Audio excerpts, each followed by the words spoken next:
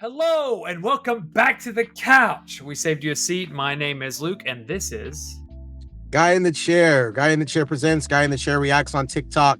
What's going on, guys? How are you? That's it. We're going to be having a conversation about Superman 2025. Director James Gunn, Rachel Brosnahan, all the good stuff. He's seen it how many times again? I've seen it 3 times. Yeah. My third time was just today. Just got out the theater like 40 minutes ago. Phenomenal. Okay, so I want to talk to you about this because I've seen it. We haven't had really a spoiler review and a conversation on the channel yet, and I appreciate you joining me.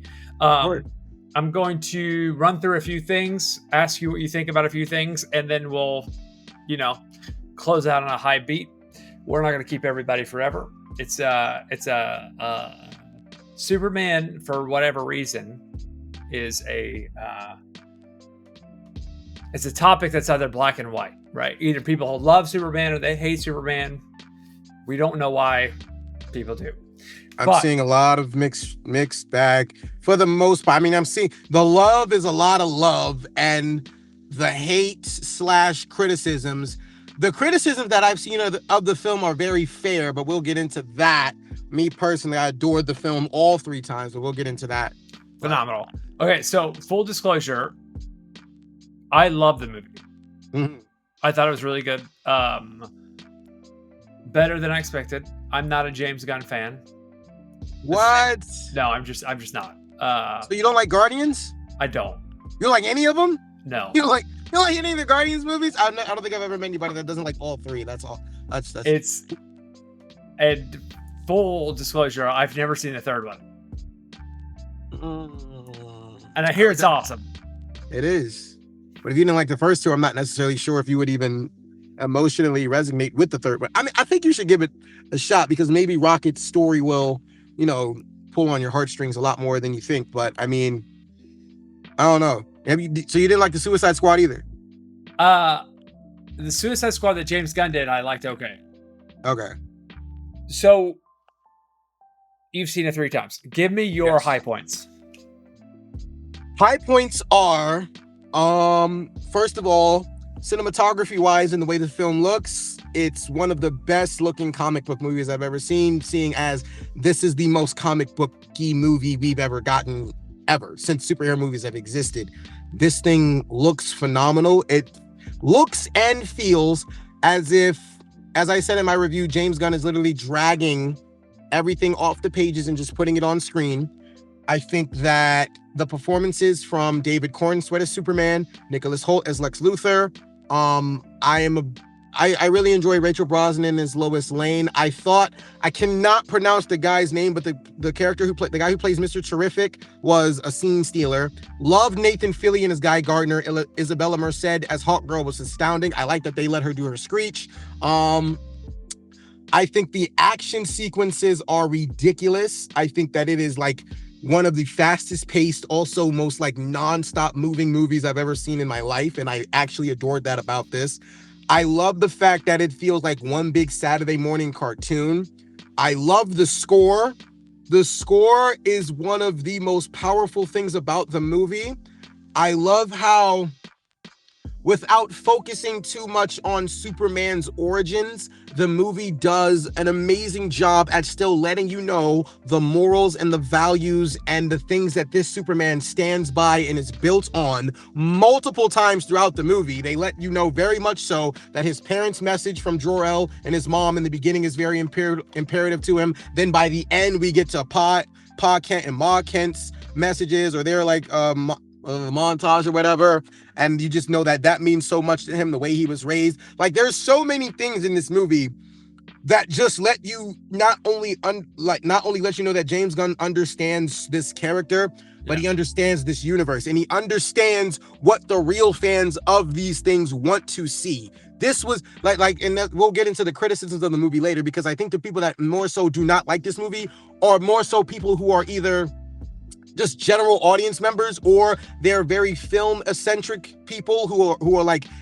they pay attention to the actual aspects of what make a film great.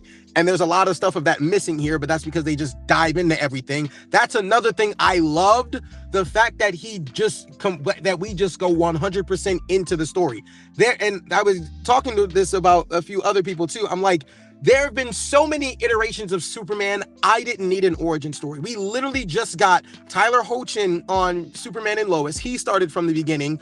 My Adventures with Superman is an animated thing, with Jack Quaid plays Superman. They do a lot of things differently for the most part, but you still get the gist, and it still kind of starts from the beginning. I've seen every iteration from the beginning, minus Christopher Reeve, because I've never seen those Superman movies, but I've seen it over and over, and I'm just glad we just jump in and the universe is already established and we can build on from there. Like, I adore that. I adore that. Like, the moment the text came up. Yes. I was relieved. Yeah. Like, it was a relief for me. We're already here.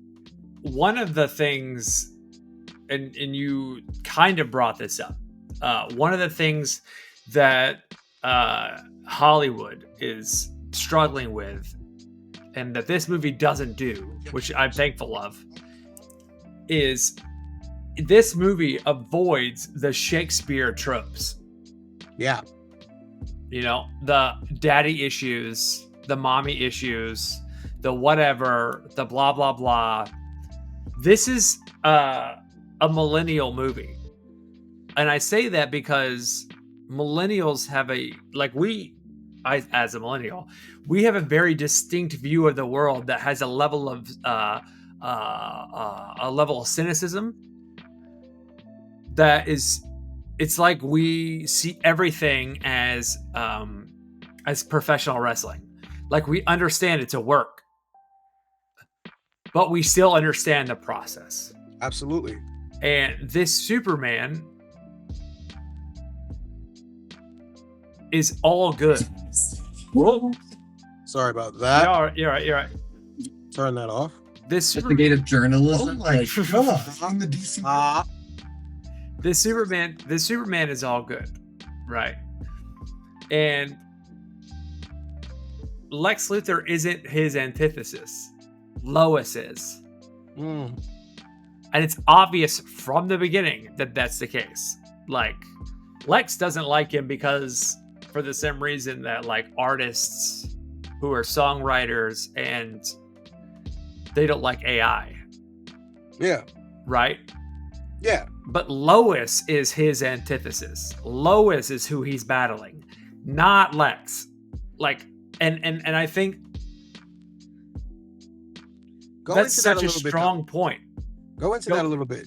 Yeah. So she, and apparently it's in the first third of the movie, it's not a spoiler, she interviews him. She interviews Clark Kent and Superman. Yeah. And he's being a caricature in front of her while being interviewed. And he doesn't know how to not be that caricature. So much so that he talks about himself in the third person, which is hilarious. That was a great point. That was a great part of I love that entire scene, actually. I thought it was a great back and forth.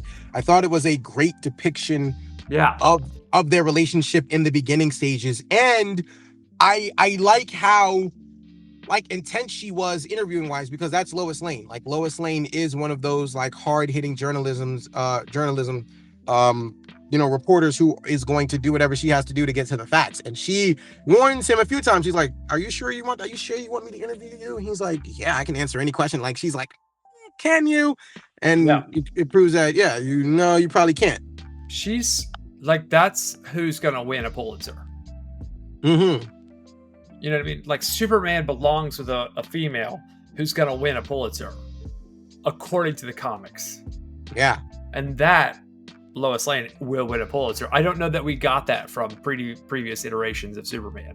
And then also, like I said, in previous iterations of Superman, they have daddy or mommy issues. And I'm like, I don't need that. Like, I'm okay with a Superman who genuinely loves, and he mentions in the movie, or she, or Lois, everyone. Looks at everyone. That's one of my favorite lines in the movie. Me too. Look at everyone as if you trust everyone that you meet, and you look at them as if they are the most beautiful thing ever. I'm like, that's Superman. That is Superman. And I said they have done more establishing for this character, throwing us into this scenario, than they ever did for Henry Cavill. For sure. You could not tell me the things that Henry Cavill stood for in his iteration of Superman. I mean, some things may have come from Man of Steel. It's been a while since I rewatched that movie, and I know a lot of people have issues with Pa Kent, him letting Pa Kent die, which is but his morals and values, they're kind of not all over the place. They're just never truly determined. That's Henry Cavill's morals and values are never truly determined. You just know he's Superman and what the S stands for. He never signifies what it stands for, though. They make it an absolute mission in this movie to make sure that all audience members, even if you are kind of lost in who these other characters are, you know exactly what that one stands for. Let me double down on what you just said, because I think the most difficult part of creating a Superman character since 1998, when we had The Matrix, because you had Neo, right? You had the One in 1998. The hero journey, the Neo hero journey is Neo, right? Yeah. In the 90s. Superman is unrelatable until 2025. You said he's not relatable. He's not really, yeah. Until this movie, and they open, with a scene where he looks like fucking Yamcha after getting his ass whooped. Like that's intentional. He looks like Yamcha intentionally. Like, we're not joking about this. This is on purpose. Mm-hmm. Like, James Gunn was like, no, we need you to lay in the snow like Yamcha. Like, this is the image we need. And then the dog comes and jumps on him. And I've been hungover before and had a dog jump on me. It sucks. I've had my ass kicked before and had a dog jump on me. It sucks. Yeah. But it's relatable. This is the most relatable superhero we've ever had. Like, ever. Like, including television. This iteration of Superman is the most relatable to my experience, and I hope to your experience, that we've ever had. Have you seen the My Adventures with Superman on HBO Max? The animated series? Yeah. I've seen one episode. I enjoyed it. I would say that before this one, that one was the most relatable one that they've made. The Tyler Hoechlin one, I think he can relate more to like the whole father dynamic. So I think he relates more to like, dads and things like that, because there's a father-son bond throughout that show. But in My Adventures of Superman, I think they definitely do make him more relatable, because like I said, that show, they do a lot of more little minor changes to make the show tweaking kind of its own little story. But yeah, no, you're absolutely right. This is the most relatable Superman iteration we've ever gotten, because before that, like, all I ever heard about Superman in my circle of friends and the people that I talked to, was one of the least popular heroes, because he was just like the golden boy of everything. Like, he was just like Mr. Perfect. There was nothing wrong with him. That, like, he was super strong, super smart, handsome, all this other stuff. He's like the perfect superhero. Nobody liked that. Nobody liked that he didn't really come with any troubles or backstories. But then that's when we started getting into all the mom issues and everything after, every iteration we got after that. But it's like, no, like in any live action iteration we've gotten, he's never necessarily been, this vulnerable guy that David Corenswet portrayed. The entire I'm human speech, I get scared. Like, all I can do is wake up every day and I don't know what I'm doing, but I put one foot in front of the other. Like I said, there are just too many. There are too many moments in this movie to count where this dude is truly laying the groundwork for one of the most relatable Supermen we've ever gotten. And honestly, like, he's just he's the perfect symbol of hope, justice, peace, and joy that people need, in this day and age. I think he's a perfect symbol of that. Yeah, we watched Superman get defeated in the first 15 minutes. Yeah. Majority probably the first like hour and 30 minutes. That's except for the kaiju. That was cool too. Like, the kaiju scene was awesome. I mean, comic books are built on superpowered people beating fucking massive monsters. That's what comic books are built on. Let's not get weird about it. Yeah. But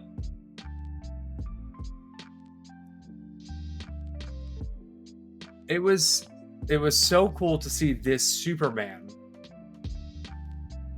deal with super issues with a common sense mentality. Yeah. Like, that's how I would deal with it if I was that person. Yeah. And it's not like, once again, it's not Shakespeare. It's not some goofy theatric thing. He's a man of 2025. I will ask you, what are things about the movie you didn't like? I mean, I would say that, see, the thing about it is, for me personally, I gave the movie a 4.5 out of 5. I still stand by that. It is the only thing that I could say, like, maybe bothered me a little bit was just the pacing of the movie. And it's really because it's, like I said, one of the fastest pacing movies I've ever been a part of. You are literally, this movie does not necessarily play like a movie. It's a long ass episode of Superman the Animated Series, which I am 1000% okay with. I am just someone who, like, when it comes to DC projects and when it came to necessarily like this movie here, I knew James Gunn understood what we all wanted once, like you said, the beginning, the descriptions came up 3 centuries ago, 3 decades ago, blah, blah, blah, giving us the straight rundown, throwing us right into an already established universe, letting us know up front, like, he understands these characters and we're going to get where we get. Like I said, the pacing personally, I don't really, like, the more I actually watch this movie, it's like, the pacing is still like super fast. It's slowing down a little more, like, the more I'm watching it. That's really my only issues with it. But as I said, the criticisms that I've seen behind this movie, I believe are very fair, because I believe, and I said this to myself when I watched it the first time, if you are not somebody who is very familiar with the comics, if you're not familiar with the DC animated projects, if you are not familiar with things like Justice League, Young Justice, Justice League Unlimited, if you are not familiar with, honestly, all of the former DC projects and comics, if you're just really like somebody who watches the movies, you're going to be super lost. For anybody, I think this movie does a great job at giving the comic book fans and the fans of actual DC projects, they give us what we want. This is not necessarily the movie for the general audience members or those who just keep up with superhero movies by film. You are going to be extremely lost. And as I said, I think the people who pay attention more to the film-eccentric things, as far as character development, story, that's not really here. There's no character development for anybody truly except Superman in the moments where they're just highlighting what he stands and what he, like, his morals and values. Other than that, nobody knows who Mr. Terrific is. No, you don't know where Hawk Girl comes from. I doubt people know her origin seriously. Guy Gardner, I don't even think people understand the iteration that there are multiple Green Lanterns in the world. Like, there's a lot to be lost on in this movie if you are not a fan. But that is not an issue for me because I know all this stuff. So it's not necessarily a problem for me, but I do think when people bring up those criticisms, I think it is fair that essentially this movie did not necessarily focus on having a very grounded story. It's more so just one big comic book with what. That's something we've never seen before, and that's something I can appreciate, especially from a DC movie where DC's heroes more so are in these crazy, exaggerated, crazy god monster-like situations. Like, most of that happens in DC, like gods and monsters. That's the name of this first phase. Gods and monsters. Like, that's what DC is built on. Marvel more so has like the grounded superheroes where there are people with abilities, there are gods, monsters, and demons and things like that, but they kind of they have to build towards all that. In DC, it's already here. It's fascinating you say that. You're completely right. My criticism of the movie was simply that the pacing was a little weird. Yeah. And then we would pause for a joke. Yeah. And I'm like, that's when an executive steps in and says, hey, we can't pause for a joke here. Like, this is not funny. The one, like, blinding example is the garage door. Yeah. We didn't need that. That's not funny. It's just not funny. But I will double down on your Mr. Terrific take. Mr. Terrific is the future leader of the Justice League. He made it very clear that it's not going to be Superman. It's going to be Mr. Terrific, who's the leader of the Justice League, who's in the tower. Another criticism I have of the movie is the middle third of the movie is a little aimless. Okay, I can attest to that, because I will also say, but this goes back to my point, if you are not familiar with the lore and the comics and the animated projects that came before it, or if you're not familiar with DC characters in general, there's a lot of stuff that may be happening in this movie that has no substance whatsoever to you. Like, there's a lot of stuff that can truly be happening, as far as like Lex actually getting his hate off, the Ultraman stuff that happened at the end, where AKA, I mean, this is spoiler talk, right? Yeah. Okay, so the end where we are shown that is going to be Bizarro at some point in time, that probably means nothing to nobody. They're just like, oh, he cloned him. Oh, I don't know who that is. The Hall of Justice stuff, where they're alluding to, Maxwell Lord owns them right now. At some point in time, that's probably going to switch, because Maxwell Lord doesn't always make the best decisions. There's just so much that is like presented to you, hinted at, and it's just like some people, it'll just be literally hitting them in the face with no emotion, no reaction whatsoever, because there's no substance. They don't know where this stuff is coming from. They don't know how we got here, which I can understand completely. And it's not necessarily fair, because I have wanted to say this. I wanted to say that this movie is not for those general audience members who just want to jump in at any point in time and think you can follow up with a superhero movie without knowing anything prehand. Which, it's not fair to everybody, because there are new people that show up every movie. There are new fans, but I think that this movie at least leaves you with enough curiosity to go back and see the origin story for yourself. And then on top of that, like I said, it still presents you with who this character is. There is no, I don't necessarily care how new you are, or how new you are to the DC universe or to the character of Superman. You should be able to walk away from this movie understanding the character, understanding who this person is. But like I said, it's not necessarily fair to others who are brand new to stuff, because you are just hit with so many things. You have and there's going to be so much more happening, and it doesn't look like they're necessarily going to play catch up, or they're not going to be playing, we're going to catch you guys up.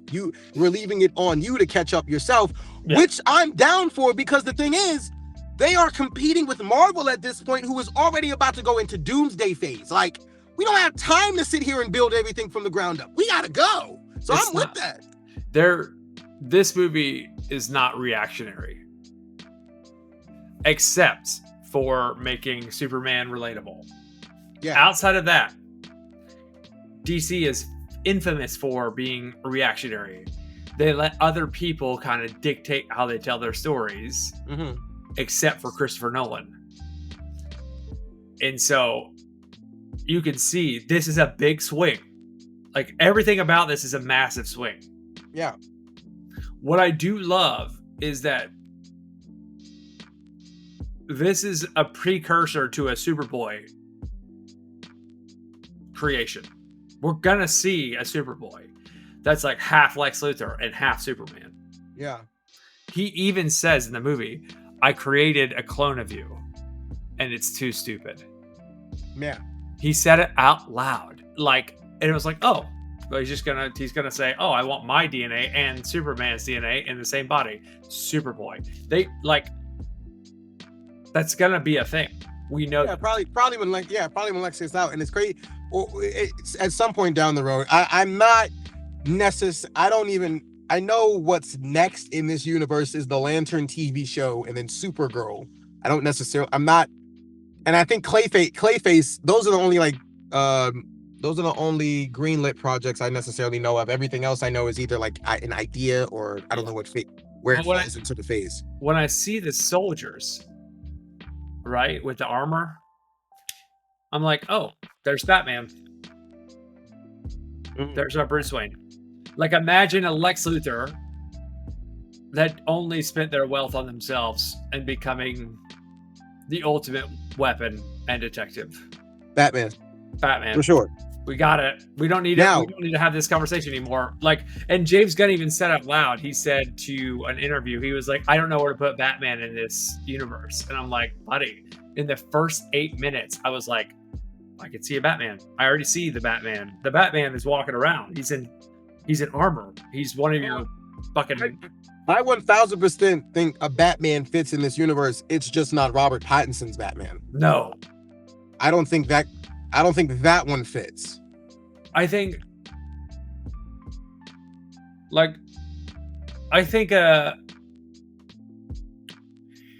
what makes this interesting is we have a Superman who doesn't have mommy or daddy issues, and then if we had a Batman who is all horror, you know, and does have those mommy and daddy issues and continues to be a hero, you've got a hero in Superman who's relatable but super, and then you've got a hero in Batman who's relatable because he has all the same issues as everyone else.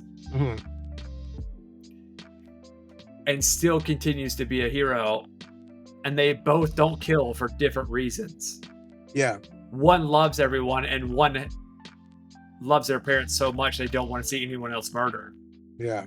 Those two things, like seeing those two interact on a space station in space, would be awesome. I'm just like, why, like, how can you not say a Batman is in this anyway? Yeah, I think. See, because the thing about it is, like, everything in this is already established. So I think they are necessarily just trying to see how far established is Bruce Wayne, how far established is our Batman at this point in time. Because as we said, once we meet up with, because look, Kara's already flying around. Kara's here. We're about to go off with Kara next year on her own adventures.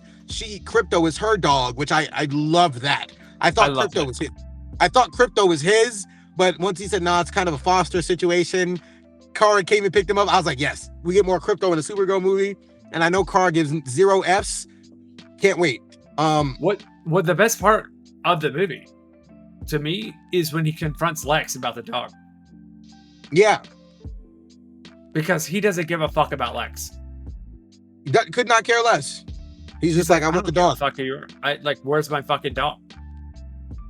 I don't know if you noticed this the first time you watched it, but to play off of what you said about Superman loving everyone and loving life, one thing I absolutely loved, which is, I think, a very minuscule detail I didn't realize until my second watch, he saves a squirrel. During the kaiju scene, he literally picks up a squirrel from getting squashed. Like, to care...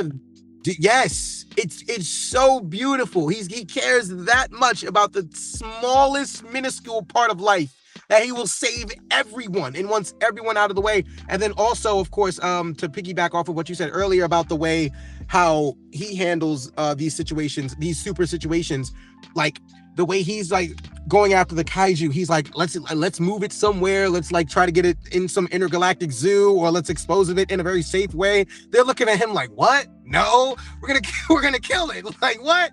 Like, I love that. Like the back and forth between the Justice. I mean, as far as I know, they're the Justice Gang right now. They have not figured out another name. I'm calling them the Justice Gang. It is what it is. But the other thing I wanted to talk about that we haven't got to yet, and who was an extreme standout for me, was Metamorpho. Metamorpho and the display of his powers, like I said, it got me so excited to see all these other characters show up in this movie.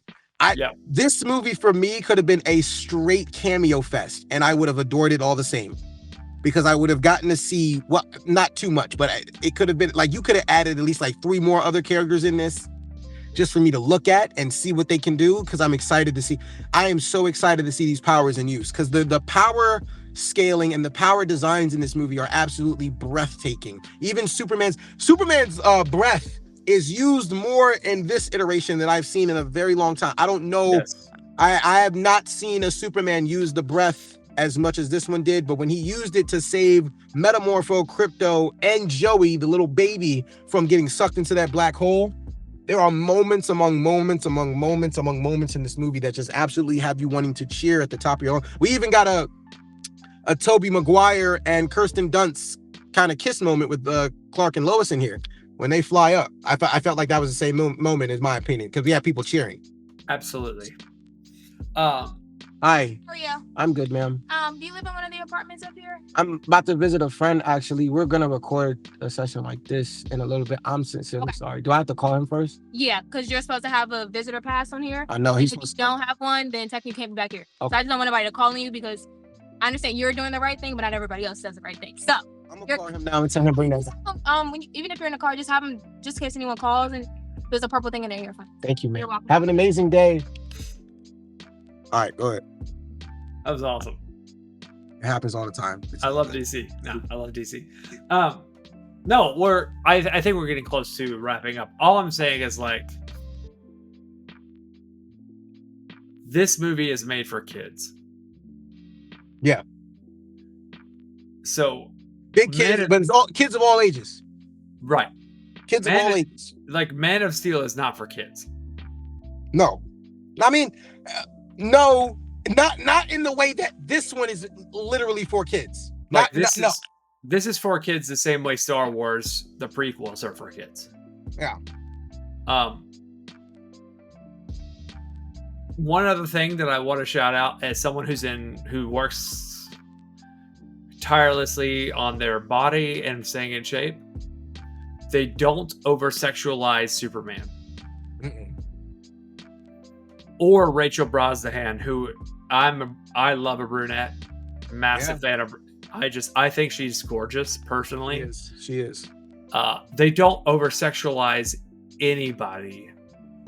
No, none of the relationships in here are to be sexualized. Well, everything in here I can attest to is super comic accurate. I mean, granted, the costumes for the Justice Gang are. I mean, Mr. Terrific's is very comic accurate in my opinion. Right. Guy Gardner, I don't know if they're going to change his once the Justice Hall gets bought out by who. By, I imagine Bruce Wayne. I imagine that's how they might tie this in. Like Bruce Wayne is going to buy the Justice Hall from Maxwell Lord. Maybe that's how I see it happening. Or at least I think that'd be a cool way to happen because I know either Guy Gardner's in the Lantern show, so I think at some point he's getting a new costume. I don't think that's his final costume. No. Hawk Girls. I mean, I'm fine with the one they gave her in this movie. They don't necessarily have. I like her costume in this movie. I don't think they necessarily have to change it, but I know Guy Gardner more so has that jacket, like the green jacket, and it's a little more. It's a lot more cooler actually. The one they give him in the comics. I mean, Oliver Queen could buy it. Like. Just a billionaire who's literally. I know somebody's buying it from Maxwell Lord. I know because I know he's not going to be running that for the whole time. Yeah, that'll more than likely. That's probably where Peacemaker is going to go. That cameo that James Gunn is hinting to in Peacemaker, probably whoever buys it from Maxwell Lord. Yeah. So I want to close it out. We both really enjoyed the movie. We've been ranting about it for a long time. I've got bright spots. I think my brightest spot of the movie, and I'd love to know yours. My brightest spot is that really intimate moment that's kind of interjected with the massive jellyfish monster that the Justice Gang is fighting outside. Yeah, it's just outside in the back. That scene to me is so lovely. Because I've been in a relationship where you don't know where it's at, but you care about each other so much that you know you're supposed to be there. And he was also looking for I love how love that. It scene. Just shows how established this world is. He's like, no, they can handle it. I was out looking for the dog. I don't even need to be there. They got it. I like that. I like how so good. That gives like so many excuses for these heroes to go do their own thing, and they don't have to get the Marvel treatment where everybody's asking, "Where's Spider-Man? Where's this character? Where's this one? This is happening." Like, no, there's other heroes here to take care of this stuff. I can go do what I want. I love that he could care less about Lex Luthor. Yeah, like you think the entire time that he thinks about Lex Luthor in his dreams, and he's like, "No, I don't. I'm literally just trying to do the right thing all the time. That's all that matters to me." And honestly, I don't think we talked about Lex enough because that was not Nicholas Hoult not only gave the best Lex Luthor I've probably seen since Kevin Spacey, but on top of that, he was just like evil. He was truly menacing and evil. The best scene that I adored from Lex Luthor was when he's playing Russian roulette, and on the second time he actually killed the guy. And he was like, "Oh, that happened a lot faster than I thought." And I was like, You know what? Yeah. All right. Just be the most hateful scum possible. Let's do it. Fine. That's awesome. And then his whole speech about envy, and it goes into the 1A, 1A, 1A. That's probably my second favorite moment. If you've never seen The Great on Hulu, where he plays Peter the Third, the Russian, he's awesome. Yeah. Like, he plays such a diabolical person in that. Okay. It's phenomenal. He's like, yes, I say, ha ha ha. And there's some other shit he says I'm not going to say on this. That's but okay. I'll check it out. It's really good. Like, that show is phenomenal. Get past the 3rd episode. Don't stop until the 3rd episode. Well written. But Nicholas Holt's unbelievable. Like, maybe the best part of this movie is Nicholas Hoult. For sure. Now, the biggest highlight for me is what I believe is one of the most underrated parts of the movie, and I didn't even talk about this in either of my reviews. It was Paul Kent's speech. Paul Kent and Clark's moment on the farm where he's like, what that message meant to you and the things you did with that first part of the message, or what you wanted it to mean to you, means so much more than what the message actually means. Then he says, your choices and your actions are what define who you are. I'm so proud of you. That moment for me, I was like, yes, we're doing all of the moments without literally starting from the beginning. You're giving me everything I need in one movie here. I'll tell you what. So I saw it in IMAX in Georgetown. His eye thing, the actor, phenomenal. I know that's probably a genetic thing. That's probably something he can't control, the actor. Yeah. But the fact that was a thing adds in the to close-up, it adds to the authenticity of it, for sure. Exactly. Like, I was just like, oh, this guy is fallible. And he's still coaching Superman. Yeah. It's good. I mean, like I said, you gave it a 4.5 out of 5. 4.5. Yeah, I'm thinking like high 3s, close to 4. Yeah. I'll say like you were talking about, the pacing is a little weird. I wanted a little bit more from the kaiju fight, personally. I don't like Nathan Fillion. I know I'm in the minority. I just don't like Nathan Fillion. As Guy Gardner, or just in general? In general. I think he's the luckiest person in Hollywood. Because anyone could do his job. Yeah. I could, give me that opportunity, please, for the love of God. Let me be a sarcastic Han Solo person, and I will go do it. And I'm not a good actor. There are great actors out there who could do that same job, and it would be as good or better. I think Nathan Fillion is just the luckiest motherfucker alive. So I'm not the biggest Nathan Fillion fan. A little super jealous because he's doing something with his life that anyone could do. But he's good. Mr. Terrific's phenomenal. And that, like I said, that middle part with the going to the pocket universe, and dealing with the boom tube, having boom tubes in there already. Yeah. Is awesome. Yeah. And no one knows. If you're not in, you don't know that that technology is massive in this universe. That's why I said, there are so many things that are hinted, presented, gone over, acknowledged, and for a lot of people, it's just being hit in the face with a whole bunch of cool stuff, and you don't know how to react to it because it's I don't know what this is. Yeah. Hashtag Lex Luthor didn't kill himself. I'm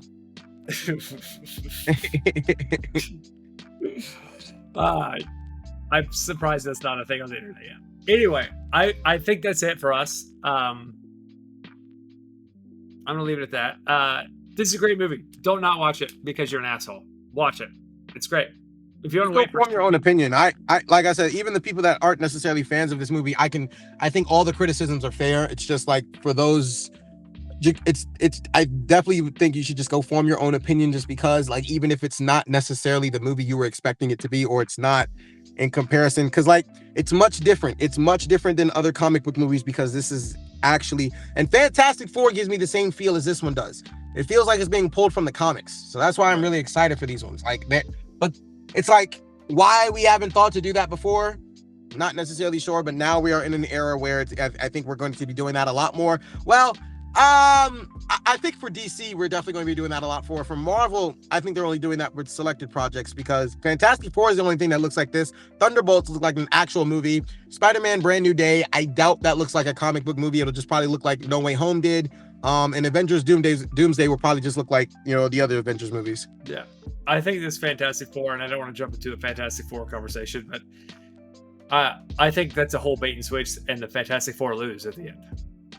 That they lose? Yeah. I'm pretty sure that when you watch the trailer, and I've seen Thunderbolts, I saw the end part of Thunderbolts. Thunderbolts made me think that they lost too, because I mean they're going to another. Literally in every trailer, in every piece of promotion, they talk about how they're the saviors. Mm-hmm. And I'm like, yeah, but how? Like, no, you're not. Mm-hmm. You're not heroes. Like, what people don't understand is the Fantastic Four aren't heroes. Mm. They happen to be heroic, but they're not heroes. Mm. The Avengers, X-Men, not even X-Men, the Avengers are heroes. X-Men are only really out to help themselves, the mutants, and to make sure the world doesn't explode. Yeah, like, but the Fantastic Four aren't heroes. When you watch, when you read their comics, when you understand who they are, they're really just heroic people with monster powers. They're not actually hero. Like they're not out to save a fucking woman from getting mugged. Anyway, that's not their shit. Like, their shit's more like,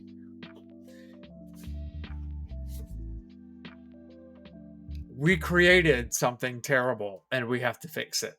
Mm-hmm. Because we're a family and we care about people. But they're not heroes like Superman is a hero. They're not the same. So I think Fantastic Four, they're gonna lose. They're gonna lose, and they're gonna abandon that Earth, even though they said we'll protect everyone. And then also, I think it's stupid that people don't know this, but Sue Storm is the main character of the Fantastic Four, obviously. Like, what are we doing? This one? Yes. What are we doing? Like, she's the main character. Like, she's the main character of Marvel. If you read a comic book, Sue Storm is the main character of all of Marvel. She shows up in a lot. She's in a lot of pieces. She's in all different types of stories. It's like, oh, who's in love with fucking Sue Storm? Every male character.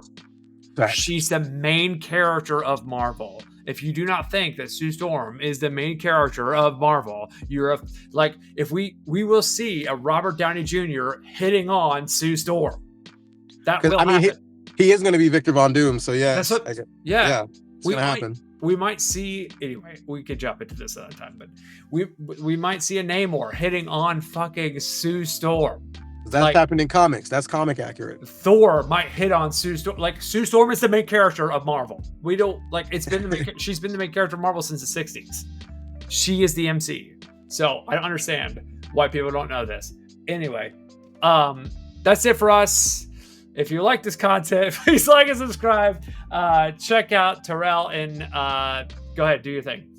Check me out on Guy in the Chair Reacts. Guy in the Chair Presents, my YouTube channel. I will definitely be back on that in August. I plan on getting my laptop then. But my TikTok is, I'm always posting on that. So Guy in the Chair Reacts.